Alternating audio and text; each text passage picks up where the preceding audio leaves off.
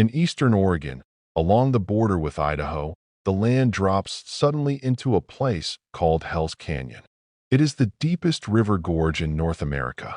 Steep basalt cliffs, endless pine forests, long empty roads that twist through the mountains and vanish into darkness. At night, there are places where you can drive for hours without seeing another car. No towns, no streetlights, no cell service. Only the sound of the wind moving through the trees and the distant rush of the Snake River far below.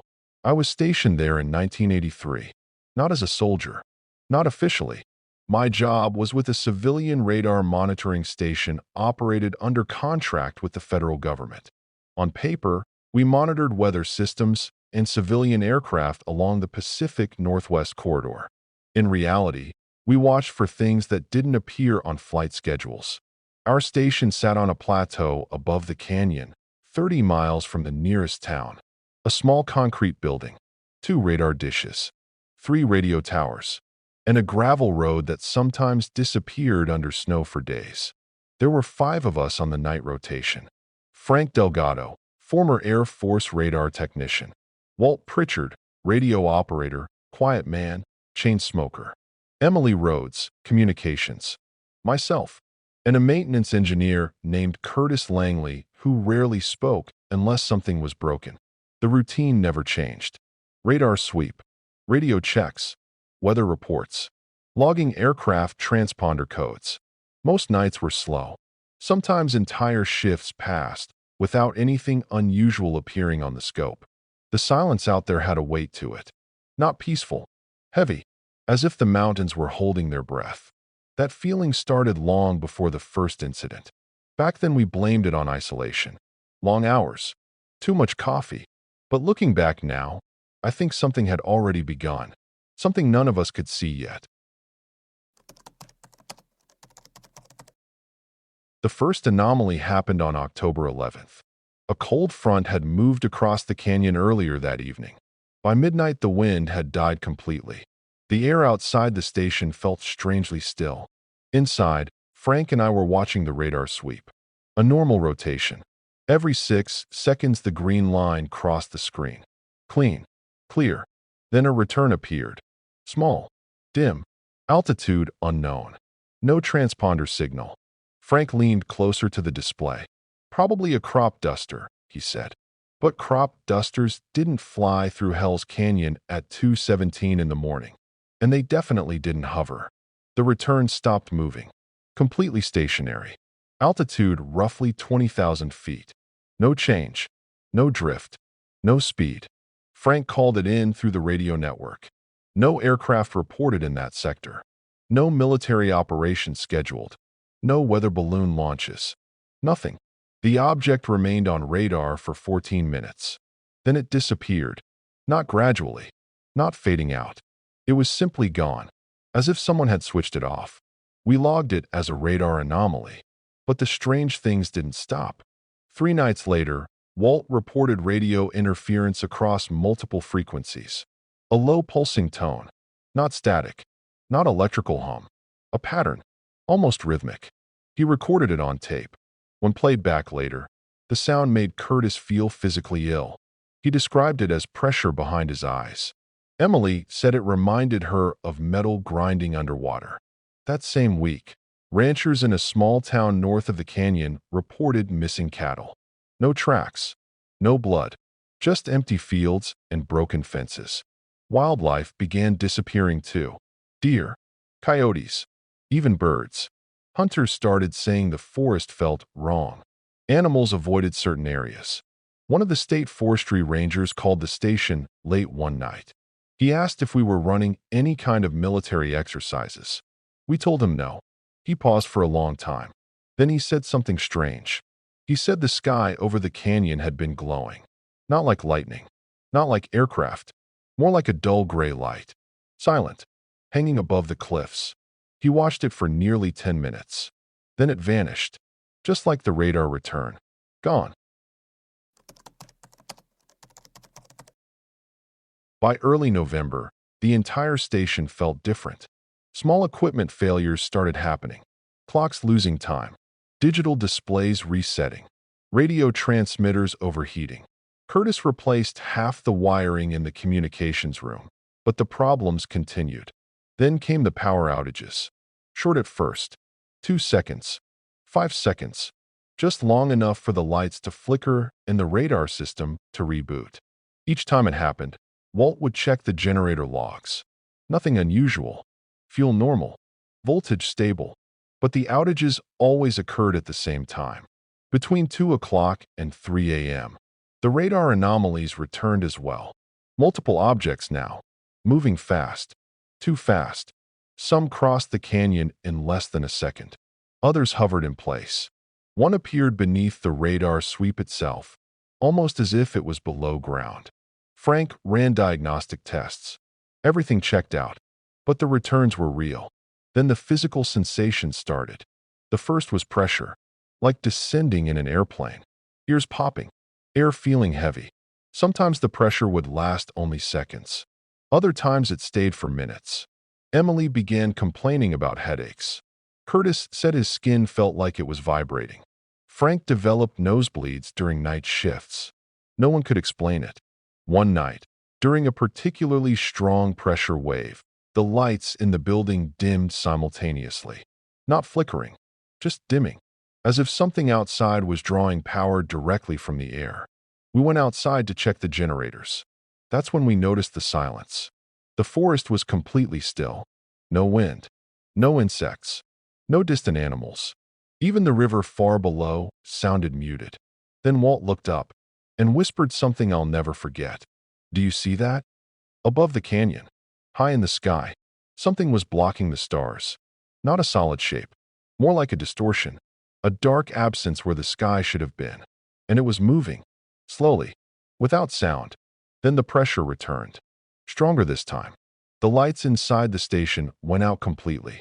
For 30 seconds we stood in total darkness. When the power came back, the radar screen was blank. Every system had reset, and the object was gone. The encounter happened on November 19th, 2:41 a.m. Cold, windless. The radar began showing returns again. 5 of them, spread across the canyon, hovering, perfectly still. Frank tried contacting regional air control. Radio dead. Every frequency silent. Then the pressure hit, harder than before. My ears rang. Emily dropped her headset and grabbed the edge of the console. Outside, the air felt wrong. Thick, like breathing through water. Curtis ran to the generator room. Everything normal. Yet the building lights dimmed again. Lower, lower. Then something passed overhead. Not loud. Not quiet either. More like a deep vibration felt through the ground. The radar screen exploded with signals. Dozens. Then hundreds. Impossible readings. Objects appearing and disappearing faster than the sweep could track. Frank shouted that something was descending. Altitude dropping rapidly. Directly above us. We went outside. I wish we hadn't. The sky looked wrong. The stars had vanished over a huge section of the canyon. In their place was a vast dark shape. Not solid, not clear, like heat distortion, but darker. Edges bending the stars around it. It made no sound, no lights, but the pressure in the air became unbearable. Emily collapsed to her knees. Walt started bleeding from his nose and ears. Then something extended downward from the darkness. Not a beam, not a structure, more like a shifting column of shadow. It reached toward the canyon floor. The forest beneath it began to move. Trees bending, not from wind, from something pulling upward. I remember the smell. Metallic, like hot copper. Then the column stopped, hovering above the trees. For a long time, no one spoke. No one moved. Then the radar inside the station screamed with alarms, and the column suddenly retracted. The dark shape above us rose. Silently. Within seconds the stars returned. The pressure vanished. The forest stopped moving, and the night became normal again. Except Walt was gone. At first we assumed Walt had gone inside the station. But he wasn't there. His chair was empty. His headset lay on the floor. The tape recorder was still running. But Walt Pritchard had vanished. No footprints. No signs of struggle. Nothing. We searched the entire area for hours. By sunrise, helicopters arrived. Unmarked. Military. Men in plain uniforms began sealing off the station. They questioned us separately. Over and over. They collected the radar logs, the radio recordings, even our notebooks. The official explanation came 2 days later. Electrical malfunction. Radar glitches. Walt had supposedly left the station during the power outage and wandered into the canyon. Search teams never found him.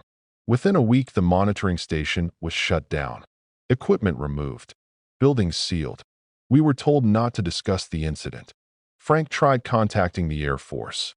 No response. Emily left the state. Curtis refused to speak about it ever again. And me? I kept the one thing they didn't take. A copy of Walt's tape recording. From the night he disappeared. The tape begins normally. Radio chatter. Equipment hum. Then the interference starts. That low pulsing sound. But toward the end of the recording, something else appears. A voice. Very faint. At first we thought it was Walt. But the tone is wrong. Too slow. Too distorted. The voice repeats the same phrase. Over. And over. And over.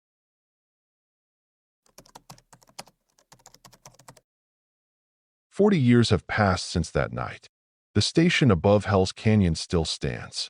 Abandoned. The radar towers rusting in the wind. Official records say it was decommissioned due to budget cuts. But strange things still happen in the canyon. Hunters report sudden silence in the forest. Pilots occasionally lose instruments flying overhead. Ranchers still report missing cattle. Sometimes hikers claim the sky looks wrong at night, like something large is moving where the stars should be. Most people dismiss the stories. Local legends. Rural paranoia. But every few years, someone else hears the sound.